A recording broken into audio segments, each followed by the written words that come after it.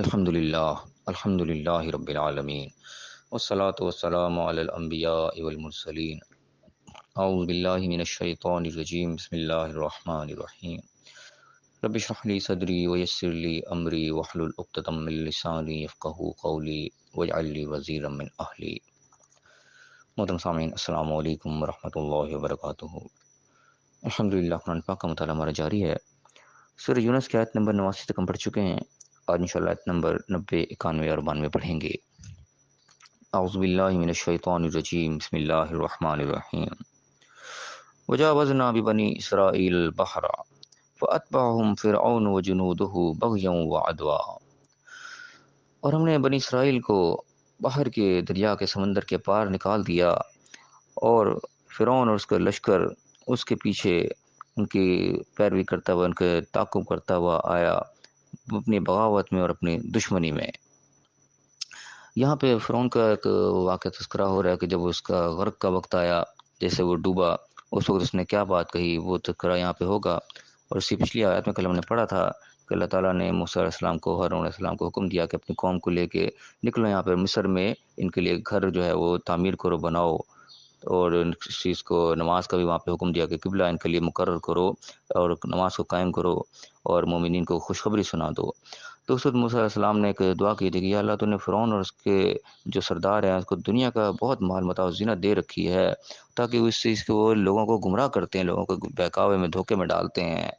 تو اللہ تعالیٰ نے کہا، ساتھ انہوں نے کہا کہ ان کے مال کو جو ہے تباہ و برباد کر دے، اور اس کو پھر اس وقت تک ایمان کی توفیق نہ دے جب تک یہ عذاب کو نہ دیکھ لے۔ یعنی کہ فرعون ایک بہت بڑا، یعنی کہ سرکش تھا، ہر چیز کو دیکھ کے بھی وہ انکار کر چکا تھا۔ تو اس کے لیے ایک طرح کی بدعا کی کہ اس کو اب لوگوں کے لیے عبرت بنا دے، ورنہ لوگوں کو گمراہ کرتا رہے گا، لوگ اس کے بہکاوے میں آتے رہیں گے، جتنا مال دولت نے اس کو دیا ہے ہر طریقے سے، یعنی کہ لوگوں کو زبردستی بھی کر دیتا تھا اور لالچ بھی دیتا تھا، ہر طرح کا اس کے پاس ہتھیار دنیاوی موجود تھا، اس کے پاس اتنی طاقت اللہ نے اس کو دے رکھی تھی، اس کا وہ ناجائز استعمال کرتا تھا۔ تو اس کے حق میں کہا کہ اس کو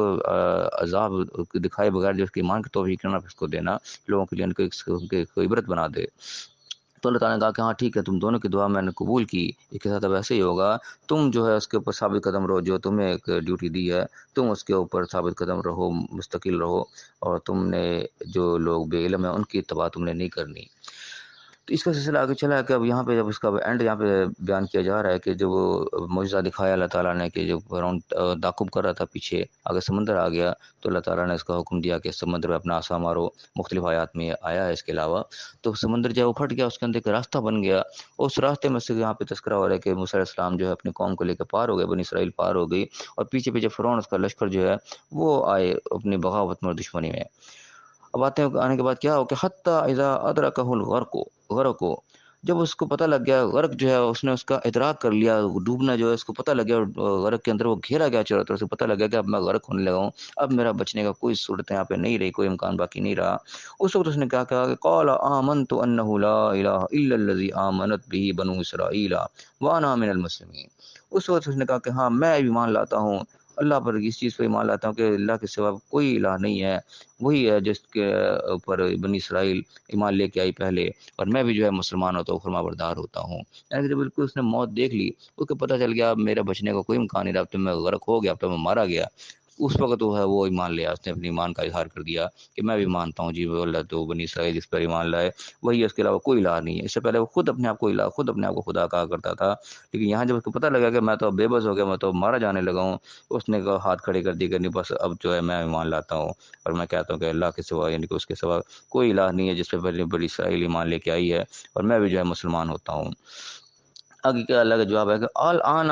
اب اس وقت اب تو ایمان لے کے آ رہا ہے، وقد عصیت قبل، اس سے پہلے تو نے نافرمانی کی، وکنت من المفسدین، اور تو فسادیوں میں سے تھا، یعنی کہ فساد تو نے برپا کر رکھا تھا زمین کے اندر، اس قدر اس نے یعنی کہ ظلم کا بازار گرم کر رکھا تھا کہ لوگوں کے لڑکوں کو ذبح کر ڈالنا، اس نے لڑکیوں کو صرف زندہ رکھنا، اور جو جس قسم کا ظلم وہ کر سکتا تھا وہ اس نے کیا، اپنے آپ کو خدا کہنا، ہر طریقے سے اس نے فساد برپا کر رکھا تھا کہ اپنے سامنے کسی کو ایک طرح کے بولنے کی اجازت نہیں تھی، ہر طرح کی اس کو نشانی دکھائی گئی، موسیٰ علیہ السلام نے ہر طریقے سے اس کو سمجھایا، لیکن اس نے کسی صورت نہیں माना क्योंकि ताकत में था, अपने घमंड में था, उसके पावर थी उसके हाथ में, वो उसके हाथ से जाती नज़र आ रही थी। अगर वो मान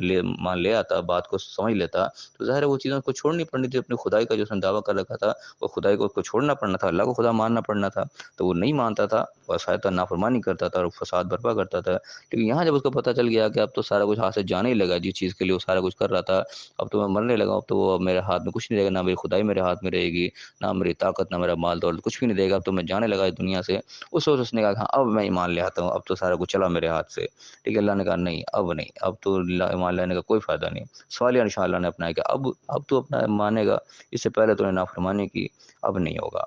अब क्या होगा, फल नunज्जी का बिबदनिका, आज हम तुझे निजात देंगे तेरे बदन से, यानी कि तेरे बदन को, जिस्म को बचा लेंगे। लितकूना लिमन खल्फक आयतन, ताकि तू अपने पिछलों के लिए, जो तेरे देखने वाले हैं, जो तुझे सब के सब जानते हैं, जिनके साथ तूने सारे जुल्म किए और जो कुछ भी किया, उन सब के लिए तू एक निशानी बन जाए, इबरत का निशान बन जाए कि अल्लाह के नाफरमानों का क्या हाल होता है। इस दुनिया का माल मता दौलत ताकत जो है, इसकी क्या हकीकत है कि इंसान को नहीं बचा सकते, जो मर्जी कर ले। जब इंसान अल्लाह की पकड़ में आता है तो इंसान बेबस हो जाता है। आज हम तेरे बदन को लोगों के लिए निशानी बना कर छोड़ेंगे, तो लोग देखेंगे यही था वो फ़िरौन, यही था वो बादशाह, यही था वो जो अपने आप को खुदा ही दावा करता था, आज ये पड़ा है बेबस। तो आज अल्लाह ताला ने कहा कि अब तेरी तौबा कबूल नहीं होने लगी, अब तेरा ईमान कबूल नहीं होगा, बल्कि आज तू लोगों के लिए एक निशानी बन जाएगा।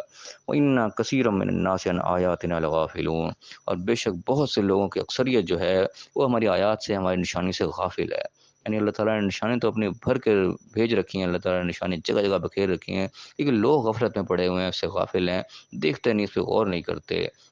हम खुद देख लें अपनी ज़िंदगी में तो कितनी निशानियाँ हम देखते हैं, सबक आमोज़ कितनी निशानियाँ हम रोज़ाना समझो कि अपनी सड़कों पे देखते हैं, अपने अखबारों में, मीडिया पे देखते हैं, अपने रिश्तेदारों में, क्या-क्या कुछ हम नहीं देखते कि कैसे लोगों पे रोज़ ज़वाल आता है, कैसे लोग दुनिया को छोड़-छोड़ के जाते हैं, कैसे लोग दुनिया में एक-दूसरे का माल खा रहे हैं, फिर उनका नतीजा क्या निकलता है। बड़े-बड़े हुक्मरानों से देखिए, अपने छोटे-छोटे रिश्तेदारों को, अपने लेवल के लोगों तक देख लें, हर जगह हमें निशानियाँ नज़र आती हैं। अल्लाह ने जो कुरान में आयत रखी हैं हम लिए, हम उससे भी गाफ़िल हैं। अल्लाह ताला ने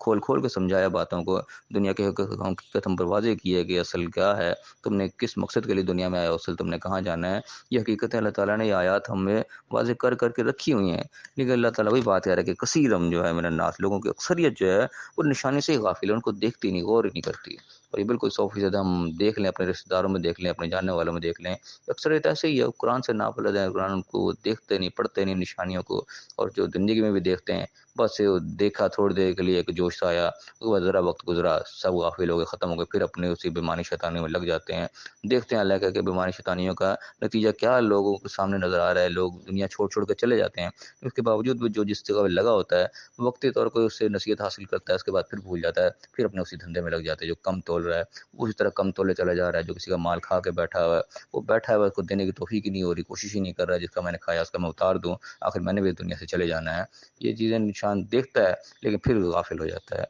अल्लाह ताला हमें निशानी से समझने की तौफ़ीक अता फ़रमाए। अल्लाह ताला हमें निशानियाँ समझाई हैं। ये फ़िरौन की मिसाल भी हमें एक निशानी के तौर पे दी कि फ़िरौन कोई छोटी-मोटी चीज़ नहीं था, बहुत बड़ी ताकत था, हम तो उसके इस मुकाबले में कुछ भी नहीं है, लेकिन उसकी ताकत उसे किसी काम नहीं आई, और आखिर पे उसके ऊपर हकीकत वादी उसको ईमान आखिरकार लाना पड़ा, उसको उसके बगैर चारा नहीं हुआ। लेकिन जिस वक़्त जाके ईमान लाना उसके लिए फ़ायदा ना था सका, जिस वक़्त तो उसने ईमान का इज़हार किया, वो वक़्त गुज़र चुका था। तो ऐसा ना हो कि अब हमारे पर मोहलत है, इस वक़्त हम जो उस वक़्त को ज़ाया कर दें, और हम पे भी जब मौत का फ़रिश्ता हमारे सामने आए, उस वक़्त हमारी आँखें खुलें, उसको एहसास हो हमने किस-किस का माल खाया हुआ था, किस-किस के साथ ज़्यादती की हुई थी। उस वक़्त हम तौबा करने खड़े हों, तो उस वक़्त तौबा कबूल नहीं होगी। वक़्त जो है फिर वो गुज़र जाएगा। अल्लाह ताला हमें सही समझने की, सही अमल करने की तौफ़ीक अता फ़रमाए, और दुनिया और आखिरत दोनों जगह कामयाब फ़रमाए। आमीन। व आखिरु दावाना अनिल हम्दुलिल्लाहि रब्बिल आलमीन।